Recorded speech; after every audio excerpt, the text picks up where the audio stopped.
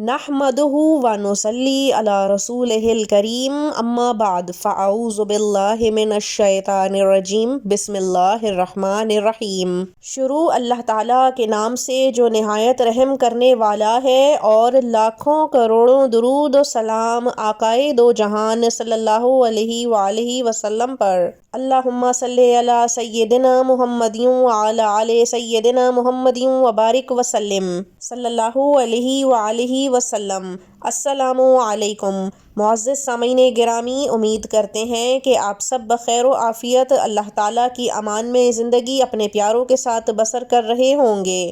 دعا کرتے ہیں کہ اللہ تعالیٰ آپ کو ہر بڑے چھوٹے رنج و غم، دکھ و تکلیف، آزمائشوں سے محفوظ رکھے، اور آپ کو اپنے پیاروں کے ساتھ خوشحال اور پرسکون عزت والی زندگی نصیب فرمائے، آمین۔ معزز سامعین گرامی، آج جس موضوع پر ہم آپ کے لیے وظیفہ لے کر حاضر ہوئے ہیں وہ بہت عام ہے۔ آج کل کے معاشرے میں ہر دوسرے گھر میں یہ پریشانی پائی جاتی ہے۔ یہ موضوع انتہائی تکلیف دہ ہے۔ نہ صرف میاں اور بیوی اس کرب سے گزرتے ہیں بلکہ ان کے والدین بھی اسی تکلیف اور غم کے ساتھ جیتے ہیں کہ ان کی اولاد کے ہاں اولاد نہیں ہو رہی۔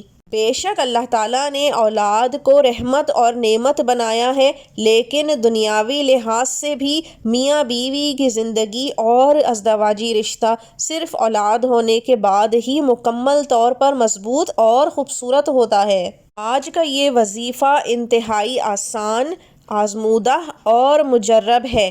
ایسا ایک جوڑا جو کہ 32 سال سے شادی شدہ تھا، اور جب انہوں نے اپنی ناف پر انگلی رکھ کر اللہ پاک کا یہ نام پڑھا، اس کا وظیفہ کیا، تو اللہ پاک نے مہینے بھر کے اندر انہیں خوشخبری سنوا دی، اور سال بھر کے اندر ان کو جڑواں بچوں کی ولادت ہوئی۔ اللہ تعالیٰ نے اس وظیفے کے طفیل ان کو جڑواں بیٹے عطا کیے، اور ان کا بڑھاپا سنوار دیا، نکھار دیا۔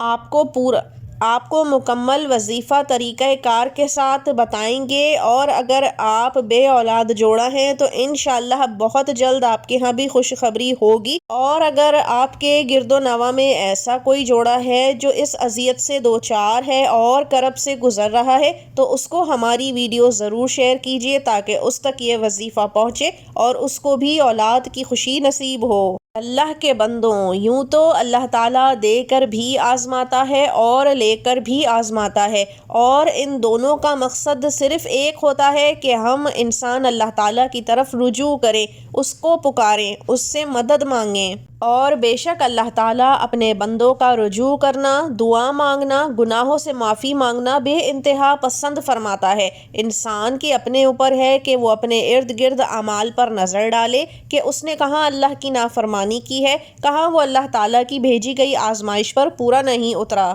اور جو ہی انسان کو احساس ہوتا ہے اور وہ پلٹ کر اللہ تعالیٰ کی طرف چل پڑتا ہے تو یقین جانیے اللہ تعالیٰ اس سے کہیں تیزی سے انسان کی طرف بڑھتا ہے، اس کو معاف کرنے کے لیے، اس کو اپنی نعمتوں سے اور نوازشوں سے نوازنے کے لیے۔ سامعین گرامی، اسی لیے استغفر اللہ ربی من کل ذنب واتوب الیہ کو اپنی زندگی کا معمول بنا لیجئے۔ چلتے پھرتے اٹھتے بیٹھتے ہر وقت استغفار پڑھتے رہا کریں تاکہ کیے گئے گناہوں سے معافی ملتی رہے اور آئندہ گناہوں سے بھی بچے رہیں۔ اللہ تعالیٰ معافی کو پسند فرماتا ہے اور معاف بھی فرما دیتا ہے، تبھی آگے کے راستے، نعمتوں کے دروازے کھلتے ہیں۔ اب آ جاتے ہیں اپنے اس وظیفے کی طرف جس سے آپ چاہے کتنے ہی سالوں سے بے اولاد کیوں نہ ہو، عمر چاہے نکل کیوں نہ چکی ہو، آپ بڑھاپے کی طرف گامزن کیوں نہ ہو، لیکن اگر آپ یہ وظیفہ کریں گے تو انشاءاللہ اللہ تعالیٰ آپ کو اولاد کی خوشخبری اور نعمت ضرور نوازے گا،